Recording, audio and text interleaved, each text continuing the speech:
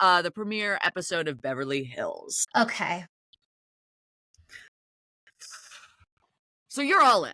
Okay. It did everything for you. Wow. Okay. The way that you just came at me was so aggressive. It was like, I really enjoyed it. And I'm kind of like, I don't know, Lauren, I think I think. Look, I want to be.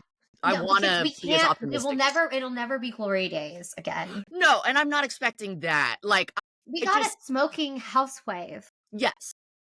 Dorit is like, she's mentioning it all. She's saying, PK's an alcoholic. I hate Kyle. She's wearing a fucking UFO flying saucer hat. She's smoking cigarette, lighting a cigarette, driving a car, racing down the canyon. I mean, I don't need a storyline. I don't need plots. Yeah, but so I agree, but this is my fear is like, if no one's going to meet her on that level, she's going to peter out. Sutton will. And I think they will go head to head. But I just do think, like, we've been teased by these premiere episodes before, and I've gotten bitten, and I just, I know you're cautious. I'm cautious. I mean, I'm choosing to have hope and believe because I haven't seen Beverly Hills from the premiere episode where someone is just like, Kyle doesn't give a shit. Yeah, and they're openly, like, the good thing is Dorit, like, she's read, the comments, and she understands. People are really saying that about Kyle now. I mean, like, because I feel like for a long time, we were like the only people who are like, she's sucked. And now, we're not the only ones, but. Yeah, like, I even sent Tyler a video of, like, Erica Jane, like, notable quotes or whatever, moments, which, by the way, she has, like, 3 moments ever, so overrated. Mm-hmm. But he was like, wow, the comments are like, people do not like Kyle. I was like, it's just, they hate Kyle more than Erica Jane. And it's just like, okay, because now, especially with, like, Dorit being like, fuck it all, Kyle looks like even more insane because at this point, she won't even say Morgan's name on screen. Like, you're not allowed to say Morgan's name.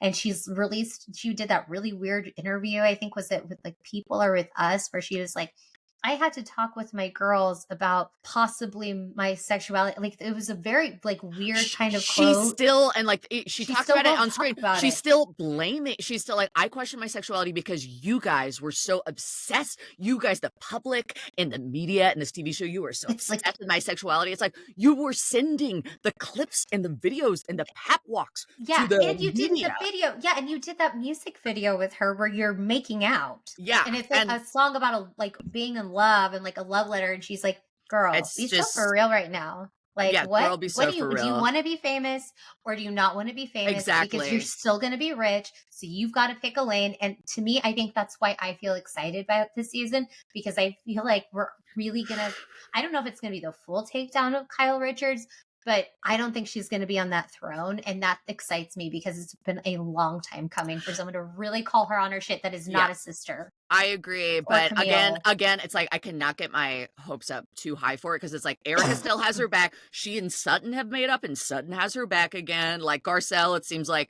is playing the middle as usual because she's like the normal like, whatever, one. I'm normal, and it's like so. What it's going to be like Dorit's? Like I just don't see her being able to like do it on her own. Yeah, I mean, I think she will at first. Like obviously, like she's got a cigarette lit under her ass, literally, right? Because she was on the out. She was going to get fired. And until she was like, okay, then let's do this.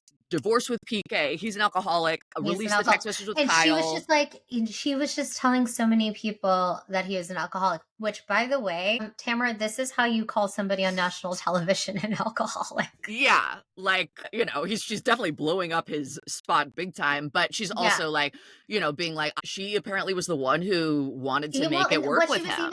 And what she was even saying, I mean, yeah, exactly what she was saying about PK, where she's always defended him. She's like, I stuck with you through the bankruptcy. Yeah. I stuck with when you were fat.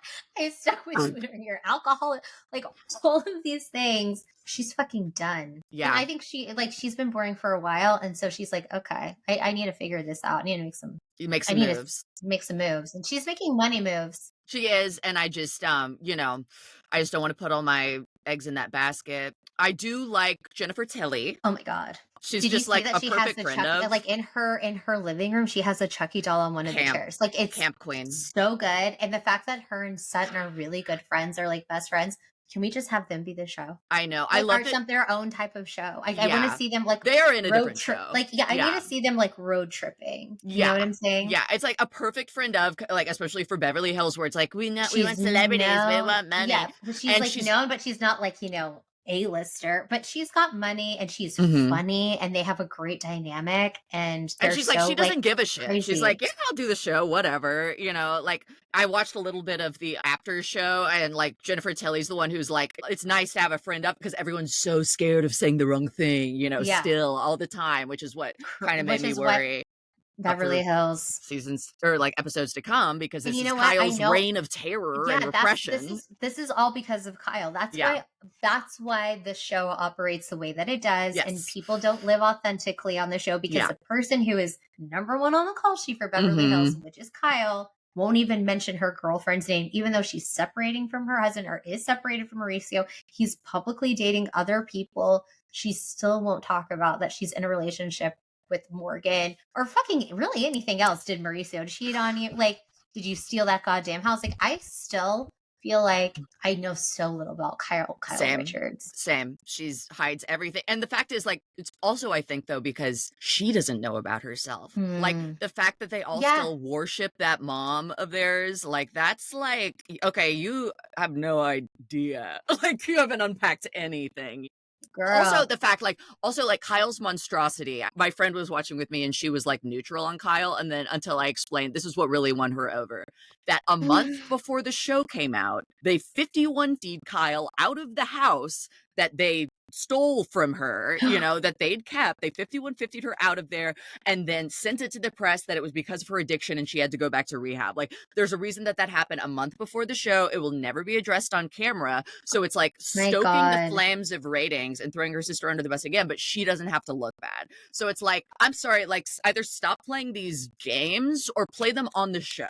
Like, you can't have both. She's so, you know what? Here's the thing. She just doesn't have a personality. Yeah. And now I'm thinking, like, even if she kind of did talk about these things, she's so boring to me. I don't even need to hear it from her. You know what I mean? Like, I'm just so bored. Like, Ken was right when he goodbye her. Kyle. Yeah. Yeah.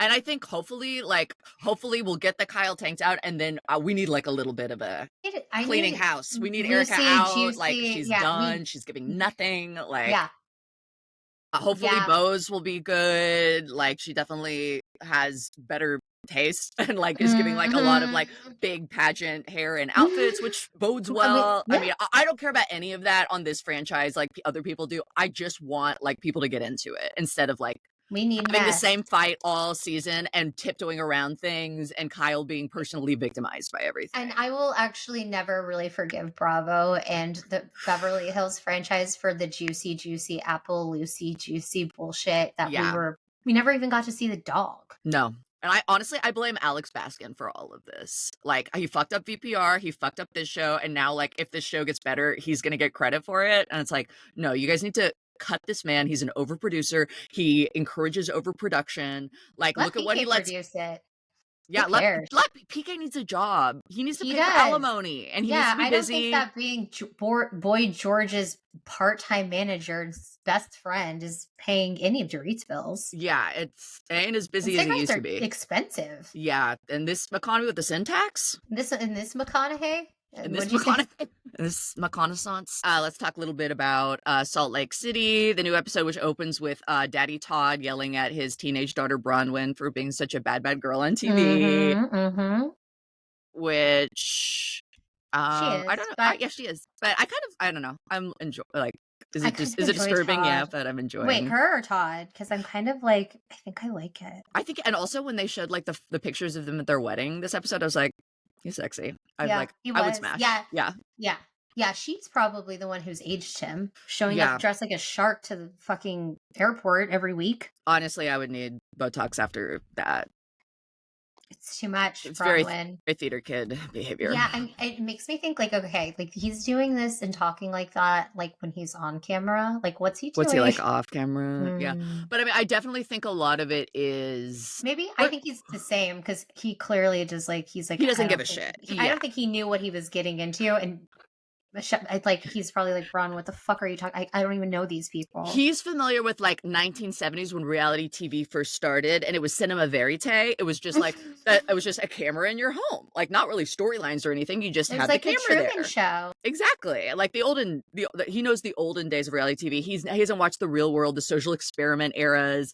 You know, he hasn't seen how the medium has progressed, where it's like you kind of do need to perform a little bit. And he's like, well, I thought this was just they were gonna, you know, videotape me while I take a shit and eat my breakfast. And he called it videotaping. Yes. Yeah, exactly. He's like, are we rolling film? He thought back reality TV in his day was when you went to the movie theater and you thought the train was coming right at you like it was reality. That's where he would get his news. He'd watch like those like reels at the movie theater. Yeah. So then we have the Audrey Hepburn party, the Breakfast at Tiffany's party. You know what? Okay. I'm sorry. I know she's controversial. There's something about Mary, and there's something about when Mary's hosting a lunchtime, whenever she's hosting a lunch, like it's always so bananas. Like and like the themes are always so crazy. Like, and you know she came up with them because like what? Like, you know what? I'm gonna hand it to Mary. At least she's not throwing like fucking like. They're not throwing axes. They're not dressing up in like flappers. They're not doing murder mysteries. She's like having like let's just do a lunch. Gala lunches, and it makes no sense. And then a Audrey Hepburn lunch where people are just wearing bangs. Yeah, and here's I love it. Here's what I've been saying about Mary all season, because I have been a doubter where I just like I feel concerned, much like Kim Richards. You're concerned. I feel concerned. Yeah, but this season she's more cogent than she's ever been, and I knew it when during the lunch she like interrupts the fight and she's like, "Hey, ladies, what's going to happen is if you have an issue with someone, you say it out loud. And then they say their thing back to you. And then you work through it. And then we move on to the next thing. Okay, she understands what Housewives is now. She knows she understands the assignment. It took 4 years, but now she really... Well, she seems like she actually wants to be there and actually wants to be on the show. And I always thought she was such a crazy casting because she still has never... She hated it. Said some really fucking horrible, questionable stuff. Yeah. But then also, like, I don't think she's a genuine friend with anyone. Like, I don't think that there was that one season where she was just only talking to her mannequins. We haven't seen the mannequins this season. You know, she's a controversial housewife.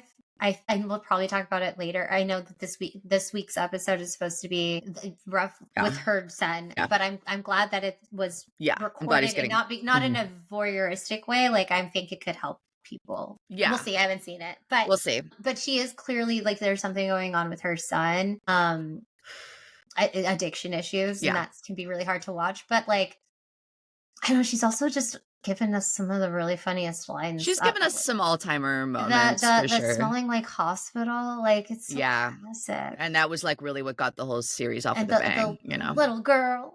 I thought it's just so good. Yeah. You know? And that's, she's always had that ability sometimes when she does clock in to really like. Really clock in. Yeah. Like really understand what's going on. But she was usually so checked out. And now it seems so like. checked out. Okay. Someone explained to her just kind of the basis of what we're doing here. Or showing up. Do you know the story of how she got on that show? Wasn't she like the first person cast? Yeah, because she knew Andy randomly. So I guess she used to live in New York, and her and Andy worked out at the same gym. And then she moved to Salt Lake or whatever. She's got a million homes. But he like never really, he always thought like she would be such a great housewife or something at some point, and cast her. Yeah. The rest is history. She was the linchpin. She was the Gina Keogh. Yeah, she makes no sense on the show, but somehow it's like she makes a ton of sense on the show because they're also batshit crazy. Yeah, because it's like it's so hard to get the real Mormons. Like now we finally have one in Britani, and she's just a friend of, you know.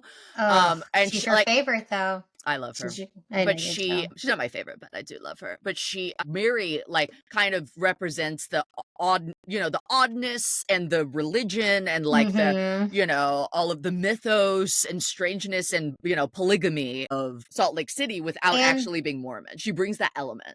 And the Jeffrey Dahmer being her dad's neighbor. Yes. Yeah. That classic Midwest element. That classic Midwest humor. You know how they're known for their Those type of jokes. It's so crazy that she monopolizes the whole scene for that, and then she's like, but also, I don't know, maybe he was lying. After, like, and, like the bartenders were like, yeah, we get to say our thing? Yeah, they were, like, supposed to be telling ghost stories. Like, it wasn't, like, a ghost tour in the, like... Yeah.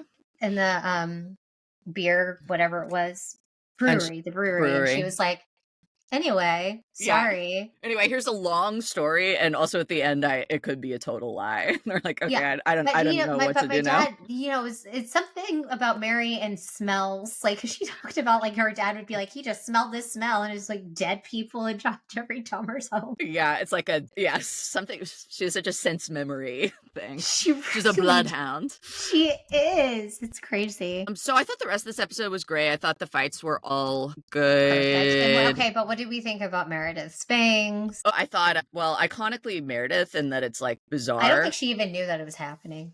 Yeah, she didn't. I'm starting to really worry about Meredith. Like, I feel like we used to see her like this, and then it was like now this. It's like, yeah. Now it's like this. Yeah. Like, every episode, she's just like, I'm like, okay, Meredith, like, what are you talking about?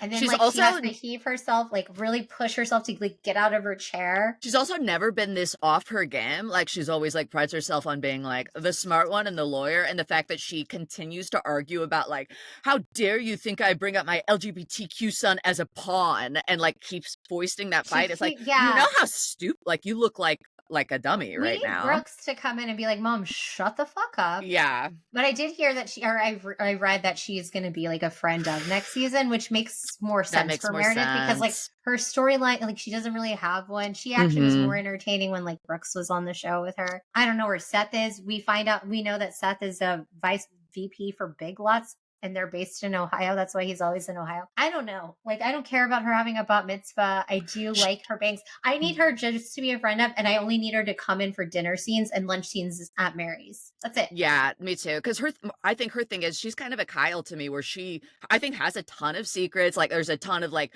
I think when she first started the show, she and Seth Lisa were going through some shit we'll never know. Lisa's monologue, remember that she fucks half of New York. And her family who poses. Yes. Whenever I see a picture of her like smiling with her family, I'm like, the family that poses. That poses. You don't own a home. You rent houses. You fucked half of New York with your family who poses. Yeah. I mean that's a monologue, baby. And I'm really excited she and Mary have always been like a strange alliance. And I'm really excited for that to implode. It started to this episode where like Mary's like, if you don't listen to me, you guys can leave. And Meredith's like, what, did you just tell me to leave? Because she wasn't listening. Well, then I'll leave. And then Mary's like, no, wait, I didn't say that. I said, if you're not going to listen, then leave. And she's like, okay, well, then I'll leave. And it's like, wait, what? It's like my head is spinning, you know? Yeah. Anyway, but then I think that you should talk about your favorite part of the lunch, which is your favorite girl in the show. And she had one of the greatest moments I've seen at a lunch. Her and Angie K, their little tat-a-tat. Yeah, the like where she is bringing up again, like, how dare you, Angie, bring wine to my church party? And then like Heather's like, well, are you offended that like your church friends know you're drinking? Or are you offended about the wine? And Brittany's like, yeah, you know, she's always like tongue-tied. She's such a flop. And then Angie, of all people, dog walking people, Angie flop queen, eating people up this season. We love it. She's like, so good. Brittany, you're doing 3 guys and drinking, but you're offended about some wine. I was like, yes, bitch. That's how we do it in Greece. Greece is the word. She is the moment. And okay, and then but Brittany being like, can we please just talk about me now? Yes. Like, it's like so good. Oh my God, what a thing to say when you're a friend of. Too. I love it. And then I love how like Heather and Bronwyn have it out a little, and then they have like Heather's trying so hard. She's giving, she's reminding me of, like, in a weird way, is Alexis, where she's like trying really hard it's all written, or no, not Alexis, like Tamara, where she's like, I used to be Queen Bee, this was my show, and she's trying so hard to like, I gotta bring shit up on camera, blah blah blah, but this is not how you do it, where it seems really forced and fake, and it's obvious you're just trying to make a scene, and it's really not working. Yeah, she got too high on her own supply.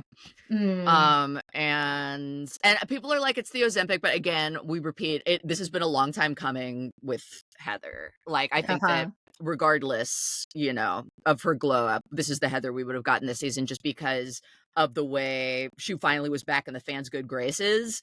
And she just always has to, like, you know, go a little too far and lose it again. Yeah. But she's smart enough. I do think she'll maybe be chastened and we'll get a Bronwyn Heather team up next season, but it doesn't seem like it's happening yet, even though, like, you know, she did eat Bronwyn up a little bit where she was like they're a good match for each other because they're both the smart ones. Like, yeah.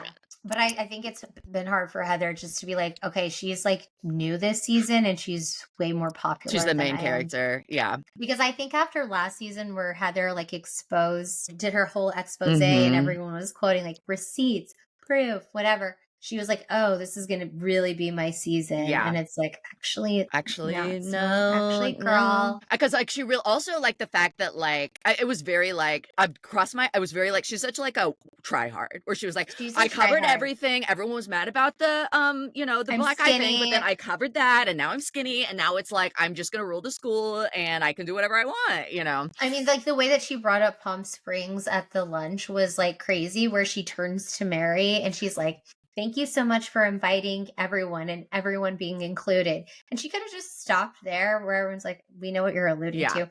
But instead, she then looks up Bronwyn. She's like, because I wasn't included in Palm Springs. But then Bronwyn totally like, it's a knockout. What read her to filth. Read her to filth because, you know, Heather then asked like why she booked Coach tickets for like return flights, but booked her and Todd in first class because she was like, it was my fucking credit card. It's Todd's, but you know, whatever. Yeah, they both had just like really great lines in this scene.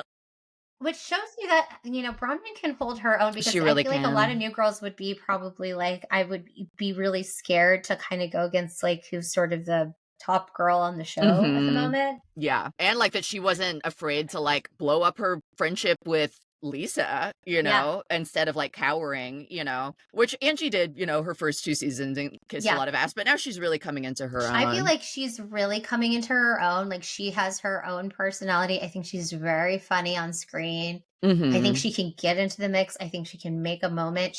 By the way, does she not look like gorgeous this season? Like her hair's always so perfect. No, her husband's a hairstylist. I don't know. I really like Angie K. I've never really liked her before, but I really love her this season. Yeah.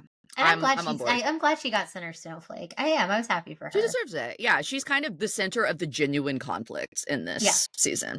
Yeah. Proud of her. Proud of my girl. Wait, one more Britani moment where like after Bronwyn and Heather make up, and she goes, and also Bronwyn, I'm sorry about saying that about your husband too. And Bronwyn's like, are you just sorry because everyone's telling you to say sorry? And Brittany's like, yeah. Basically like, yeah. And then then Meredith is like, I can leave, you know, and she throws her napkin and goes and like it's so much snow on the ground. Do you wonder how they drive in that? I do. Yeah. I'm very interested in what's going on in the surroundings on this show. Like when we were wondering if something was a reservoir in Palm Springs. And now I know there's a lot of snow in Salt Lake, but I'm like, are they ever going to like film that show when it's not like snow? I think that's the appeal. Like they want to showcase a lot of different like climates, you know? And so it's like SLC, it's always, you know, the opening shot of SLC, it really summed up the whole thing. Jen Shaw walking out of the limo in a stiletto, crunching into the ice.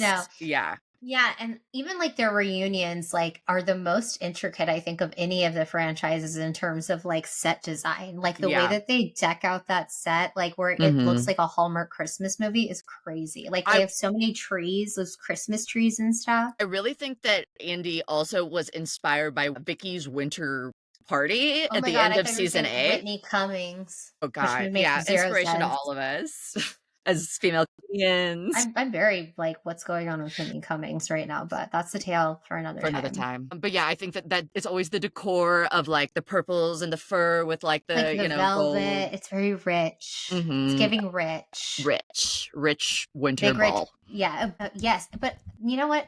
That was a great party. Vicky's like in terms of set design. Yeah, and I'm saying I think it was inspo for like way better than when she had that weird fall party. Wasn't that where Tamara throws the wine in Gina's face? That's an all-timer though. That's an all-timer. So 2 minutes of Bravo. OC reunion part 3. Let's talk about Alexis. OC reunion part 3. Hell of a season. So we'll preempt this, even though it was made very clear if you watch the reunion. Alexis will not be coming back to join the ladies for next season, which I think like obvious is the right choice just based on how hard Andy tried to work with her on self-awareness, not yelling, listening, not just screaming at Shannon about John constantly. Not just like bringing, like showing everyone John's bank statements. Yeah, and she just can't stop. Like, she just can't stop. She's a woman possessed. She has the worst taste in men. Okay, before we get too deep into it, but like, time for the Democratic Party. I think it needs to. Sorry. Oh my God. Started playing a TikTok my mom sent me. Was that RFK? Did he call you and be like, it's a tough time for the Republican Party? I wish. It's Brian Williams. Democrat. It's actually a great time. Did you see when Alexis called John Jim a few times during the reunion? Yes. And it was right. It's like also she just has no self-awareness where they're pointing that out. They're like, so you always put a guy on a pedestal. Yeah. And like this is just part of your pattern. She's like, no, it's not. Cut to her calling the man a king. I never called him a king. And then calling him Jim on accident repeatedly. And it's like, how do you not? Like, girl, I know a lot of the housewives haven't been to therapy, Tamara included, but like you have to have like at least enough emotional self-awareness. You've been divorced long enough from Jim to know that Jim is your ex-husband. Like, and it was also just during a weird where she's talking about how much she loves John and blah, blah, blah. Yeah. And then she calls him Jim. And I'm just like, and if she did it like, by the way, the fact that they didn't cut that is very funny, but she did it more than once. Like, it was weird. Yeah. I mean, I get that it's hard. Like my fiance, his ex-wife's name also starts with an L. So he pretty much exclusively calls me babe because he's so afraid of accidentally slipping up. But like she, again, if she was just a little bit smarter, just a little bit more aware. And I do have hopes that. Okay. We'll get into it. Let's get into it. Well, let's get into it and then we can talk about our theories with Alexis. Yeah. But I'm never calling her. I mean, she's always Jesus Jugs to me. Jesus Jugs. Yeah. Now and forever. Now and forever. Okay, so we replayed last episode's dog walking to open the episode because it's just so fun of like crazy Shannon being like, "Oh, you're a star, you're a TV star, yeah, you're a TV star." Yeah, because they know that they could have just replayed that like as a GIF for like the past hour, and we'd beat it up. Yeah, but no, we got to rewatch like Alexis really being shut the fuck down like by Shannon and everyone. Even Tamara's just like looking around like. I know. Oh my gosh. They had no idea that Shannon could like really clock a bitch, which by the way, obviously like good for Shannon. I feel like this has been so obviously entertaining, but like I can't like if I actually like put myself in Shannon's shoes, like how hard that must have been. And like doing this all with like the DUI stuff and like how hard it must have just be to film that season with all of that. And then the Alexis stuff, like, dude. I can't imagine. Yeah. Yeah. She's our patron saint of misery. She's like basically Joan of Arc. Yeah. Burned at the stake for. Yeah. But hundreds of years from now, we'll be like, Shannon was a saint. Saint Shannon. Well, I love that finally we get into the point that we've been making all season where Alexis is like, all you do is talk about us. And they're like, all the women are like, she doesn't talk about you guys. Like she really does. She reacts to stuff that you bring on camera. Yeah, because she's really sad that John. All of her other coworkers are doing scenes with this person who is like, just like giving you so much mental anguish and like talking about really fucked up things. Like not even the stuff with the daughter, but even just like, why is Shannon's financials like everybody's like up for discussion? Why does she have like copies of John's bank account on her phone? Why did she do forensic accounting with John? Like she's like, we're very intimate. We've looked at each other's bank accounts. I'm like, is that a step of intimacy to go through each other's bank accounts together? Because I haven't gotten there yet. Well, yeah, I mean, I guess it's like kind of one thing to be like, oh, like this is our budget. This is our budget. We have this much in savings outside of like transactions that your current fiance made with his ex-girlfriend of several years. Yeah, like this is her idea of intimacy is going 6 years back on the bank statements and then also going through a calendar and being like, he broke up with you November 26th, the day after Thanksgiving 2021. She's and like then you went with benefits. It's crazy. It's like a real like fucking like this is what they do. We're gonna go back this many periods to look at your. I mean, it's just like I can't imagine like Also, you're just going through the date, like, okay, so you And know, why you and your would she ex-wife, think that Pam, so when did you guys separate? What day was that? Okay, Yeah, and it's like, then when was why the papers filed? Okay, great, let me mark that. She knows it all, and she's like, "And that's what love Yeah. is." I'm like, Yeah, "What?" yeah, no, I mean, whatever rebrand she was trying to give to John Jansen, it's not working, and it all just makes her look even more insane. I don't think they're gonna stay together. I think she'll break up with him. I really am Especially because hoping so. he'll never be on TV again, No. and she wants to be on TV, Yeah. and she did start dating. Why else would you date John Jansen? I really want Tamara to stay good with her, even though she clearly flipped on her at this reunion. I want her to stay good with her long enough for Tamara to like leak the emails that Alexis is going to send to Bravo trying to sell their wedding special. Like, I would Oh my love god. to see those. I Yeah, would love. ugh. I mean, okay, so yeah, so Shannon's clocking Alexis. Alexis is fighting for dear life to get a word in, just to make any sort of sense. She's not making any sense. Like, all of her things that she's trying to defend are really indefensible, and she sounds crazy. Yeah. She's like, you owed him money, and everyone's like, she said she would pay the money. We've got to move on. Yeah, and then well, even when they're talking about like the previous lawsuit with Jim that Shannon had, it's just, Alexis like, what, he was my ex-husband. What was I supposed to do? It's like, he's your ex-husband. You don't have to do anything except like share whatever your custody agreement is. Like, you don't have to be part of a lawsuit with your ex-husband. And they keep trying to send the text. Yeah, they keep trying to give her an out, like that these men are like these men are the actual real bad guys, They're and they're manipulating you. you. She's like not taking it at all, and if she'd taken it, she had a chance on the show.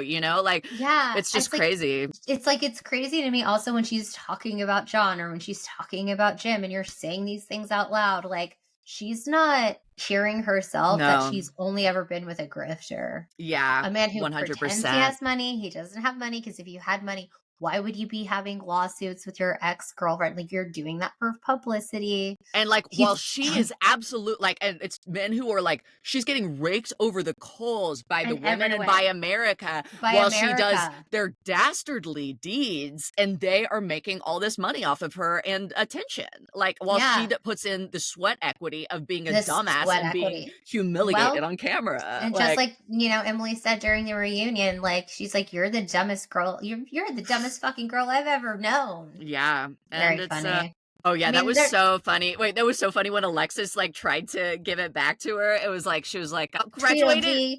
Yeah, Tweedledee and Tweedledum. She's like, you're the dumbest girl I've ever met. And then Alexis goes, graduated with a degree, baby cakes. And Emily goes, what? And she goes, what? And Alexis goes, graduated with a degree. I got a college degree. And then Shannon was like, what's going on? Like, she's like, what does that have to do with like the way that you're like abusing me? Like, emotionally and like verbally harassing me and flaunting your relationship in my face. So I mean, like, I think, God, there were so many like, horrendous things that Alexis has said and kind of done to Shannon. I mean, obviously they talk about the tapes that John has that will never be released. I don't know, where should we start? Do you want to start talking about John Jansen and his interview? Yeah, I guess let's talk about the first John Jansen interview, where it's like the horrifying Frankenstein unlit Johnny, and it's very like the energy is very like a disgraced Republican politician, like who like got a blowjob in the bathroom and is making his apology, and his wife is like silent next to him, and like her little suit. By my man. Yeah, I'm gonna stand by my man. And like the first thing that they say that John says is like, these past few months with Alexis have been the best of my life. We're really in love. We're not together because of like the TV show. It's like, why don't you think it's kind of convenient that she was asked to do the show again after she started dating you? Which, bravo, what the fuck was that? Thank you for that. Thank you. But it's like, if you want to make it seem like it's like real, the last thing you're going to talk about is like Shannon. Just dogpiling. And like, I mean, I think that he doesn't care about his like how he's thought. He just is a grifter. He just wants to be famous. Do you notice when Alexis and him are doing an interview, like during this interview, or like just confessionals we've seen them in together from the season, she gets really quiet. And dude, she like defers so to loud. him. Yeah, she looks at him. She's so loud and like defending him to the other women. I don't even know if she was this like subordinate to Jim. Maybe she was. But then towards the end, that's what's so frustrating about this being her arc, is like towards the end of her original arc, she was like the breadwinner. She was wearing the pants. She could tell him he would still be shitty, and she'd be like, "Shut the fuck up," you know. Like she stepped into her own, and the fact that she's like right back where she started, just like slightly more liberal now, is like, it really makes me want her to like get gay married to Fernanda from season 6, the Brazilian lesbian who was in love with Tamara, and then come back, and that's, I think, the path for her. Yeah, I mean, she's gotta leave John Jansen. Oh yeah, so then the other confessional, so he's like, we'll love wins, you know, we'll make it through everything being thrown at us. Also, there wasn't an overlap. Like, we met a year after me and Shannon started dating. And then Shannon had the actual text receipt of like, so I guess like John and Alexis started dating of like October, November of last year. And then he said that he had, you know, and Alexis like was saying like John was single for a year before we got together. They both said it, her and John.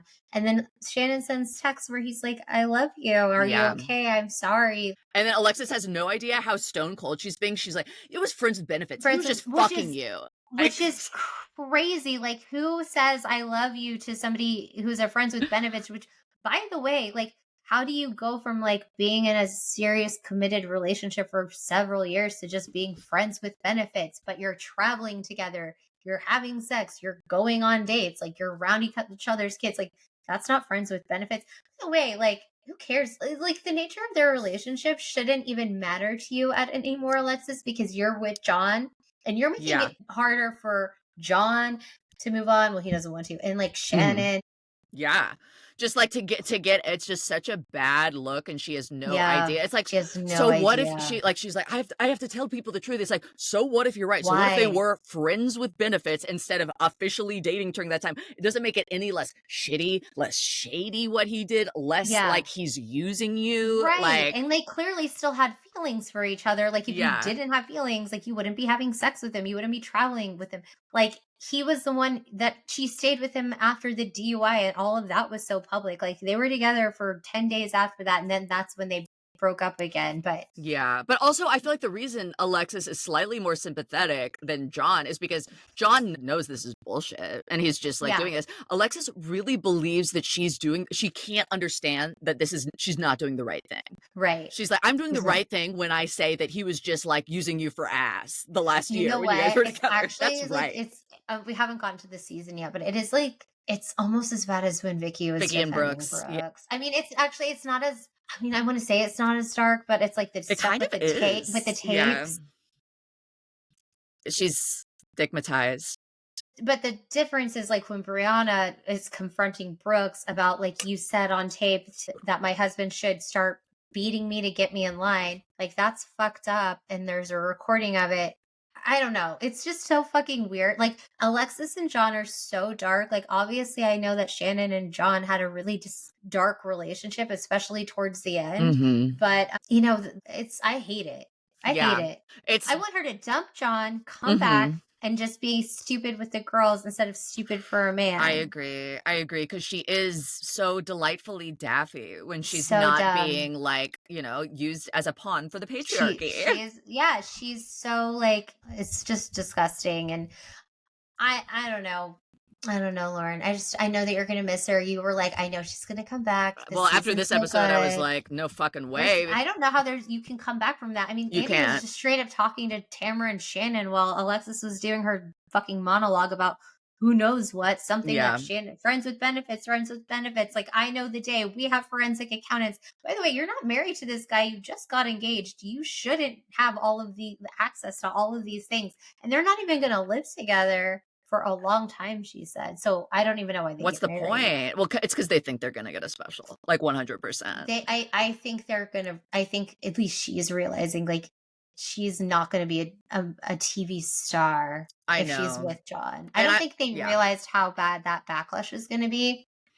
But it's pretty bad, girl. Yeah. But I was so annoyed. Okay, like the thing with the tapes. Okay, so she said that John got on his Ring camera what Shannon almost running over John's daughter or something like that. And she said that when she said that on camera, she didn't realize that they were filming. But it's like, how did you not realize that? Yeah. She's like, I didn't mean to, and she was like, I was forced to talk about Shannon this whole time. And it's like, you brought it up in every scene, because you have no other tie to these women. Yeah.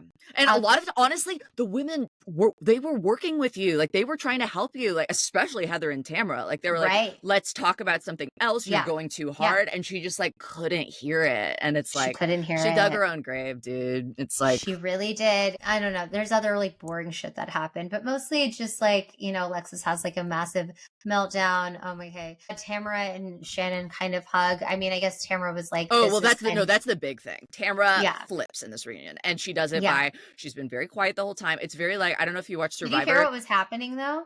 Did you read what was happening between her and Andy during the reunion? He kept telling her to, like, not talk. Are you serious? They're trying to, she's like Scandoval, like, they're trying to protect her. Apparently he was like coaching her during the reunion, like, because he knew how bad, like, all of this shit that was flying out of her mouth all season, like, you need to shut up and you need to be, like, nice and, like, play nice and, like, don't go crazy. That's why she was, like, silent, so fucking quiet. I mean, I can't believe she mostly pulled it off by virtue of, like, how bad Alexis was. That she kind of played it like a Survivor, like, live tribal council where they're trying to figure out who to vote for. And she, like, slowly does this quiet performance of, like, and then, like, at the end she explains, she's like, did you see how I was whispering to Shannon and how I was helping Shannon this whole time?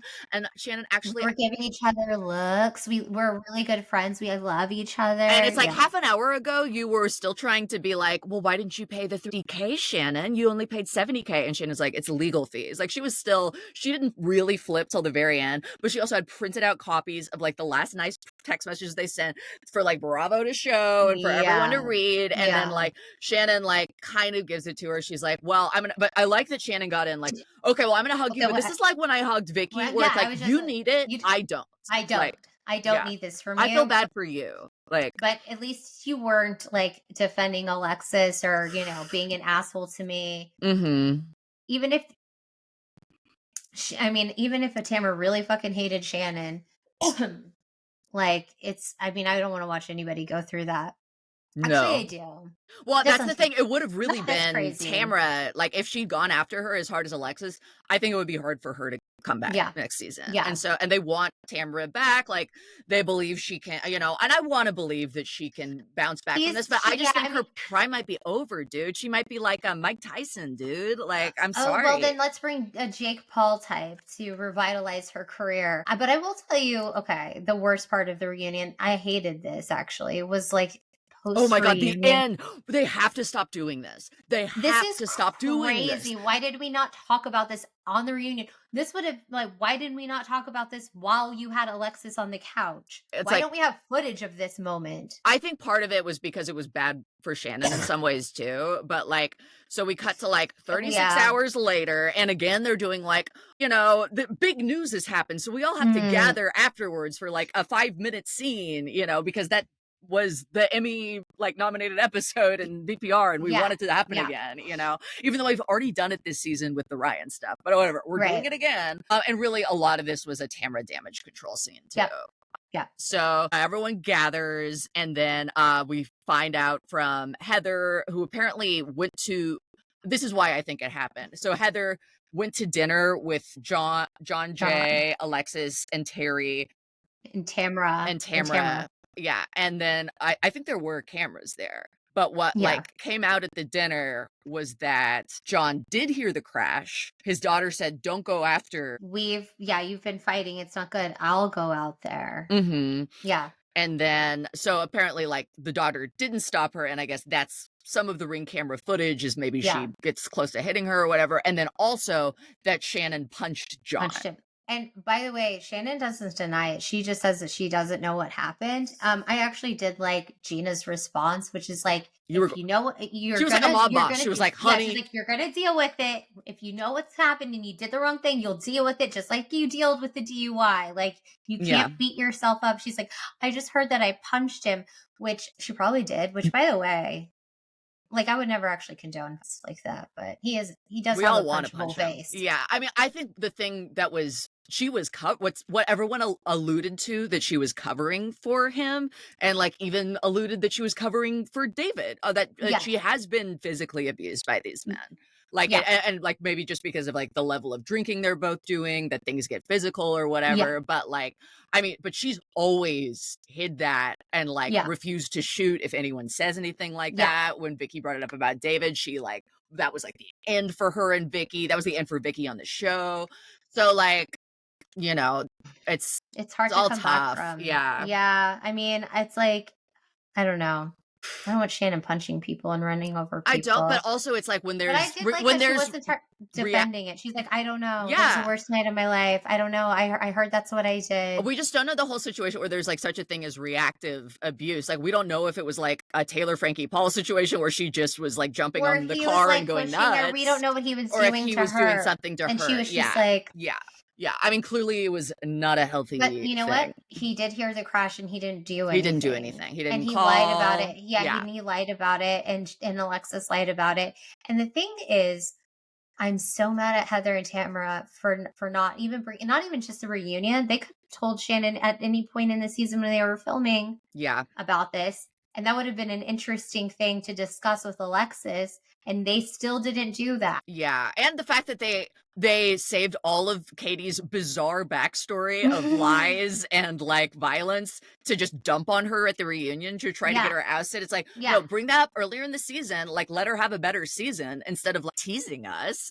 Oh my God. And definitely bring back Katie because I want to hear more. Interesting that Katie and Jen were not at this. Yeah, so I kind of wondered about that too, because at first I was like, is it because they weren't at the dinner? But Gina wasn't at that dinner. And Emily wasn't at that dinner. And they did this at Emily's house. So I was just like, they're still being mean girls. I know. And that's the thing. It's like, I really would have liked to see next season. Not going to include the ones at the bottom cast about this huge revelation, which everyone's going to be talking about from the reunion. Yeah, because most of it was like, and also let's make sure that, Heather and Tamara are finally on the right side of this, and they tacked it on. It's like, whatever. They're basically like Susan B. Anthony's. I think it would have been so much more interesting for Jen and Katie to band with the other girls. And then let's see Heather and Tamara play from the bottom for once. Like, now that's an interesting dynamic. Like, let's see them all iced out by most of the cast and see like what we say they're top housewives. Let's see if they've got the chops to get back to the top. Yeah. But no, Bravo can never do that. They want to, protect and maintain the formula and the hierarchy and It's like, no, they need to, Tamara's Mike Tyson. We need to see her beat the shit out of, theoretically, like, metaphorically, to her way to the top of the cast again when she's finally like, it's so funny that the one person who finally took down Tamara was Tamara. It's just ironic. Tamara, it was her autism, actually. Yeah. But again, not a disability. No, I'm just kidding. Yeah, well, it is. No, it is. I was referring back to our ADHD joke about it not being disability, which it also. No. I mean, Tamara, it makes me feel disabled when I watch her on screen sometimes because I'm like, I can't even function. You're fucking me up so bad in the head. Yeah. So I hope everyone learns their lesson from this. They did give us a hell of a season. They did. People need to. What Jesus Jugs was part of it, a huge part of it. She was. I want a redemption for her. I know, I want it so bad. Like, I don't want this to be her ending. Yeah. I don't know, but now that I think about it, when I think about like Vicky and Brooks of it at all, like she never came back from that. But she's friend up now. And we get to see that she's still Vicky getting staph infections, got a new boyfriend. She wasn't at the reunion. Well, I think because Tamara won't speak to her, be in the same room with her. And she wasn't really involved in anything this season, but yeah, I don't think she'll be friend of next season. No. She's just not connected to anyone in the cast but Shannon now. Yeah, just Shannon. And don't you think it's weird that they do their show at like improvs? Yeah, but it makes sense like audience wise. Even though it's like it's not like, well, I mean, Karen did her like show. I mean, that's even less of a show at the like Maryland Improv. Yeah. So it does make sense to me just in terms of like, look at our comedy clubs, look at, it's like if Jeremy Piven can do stand up there, then Vicky and Shannon can do their show where they like lip sync and drink tequila on stage. All right. Love you guys. Love you, students. Follow us on TikTok at Bravo_breakdowns. Follow us on Instagram. Same Bravo_breakdowns. We've got so many guests coming up, including our first real Bravo Real Housewife. Like an actual real housewife. Yeah. An ex-wife, but still counts. An ex-wife. And we have, again, not taken improv with this person. Yes. Again, yeah. Not a character. They're accepted by they are an actual housewife, or they were. And we've got some favorite guests coming back for some holiday episodes. We've got a live show that we're starting to plan. And we've got my friend who's a comedian who used to write for Pod Saves America. So lots of great guests coming up. Stick with us. We love you. We'll get back to lessons soon. Yes. And we're taking a little sabbatical from the lessons. Yeah. You know, like we did with college. We had to take some breaks sometimes. So you have to. The rest is important. And enjoy your Thanksgiving. We love you guys. And as always, we show our boobs at the end of the episode.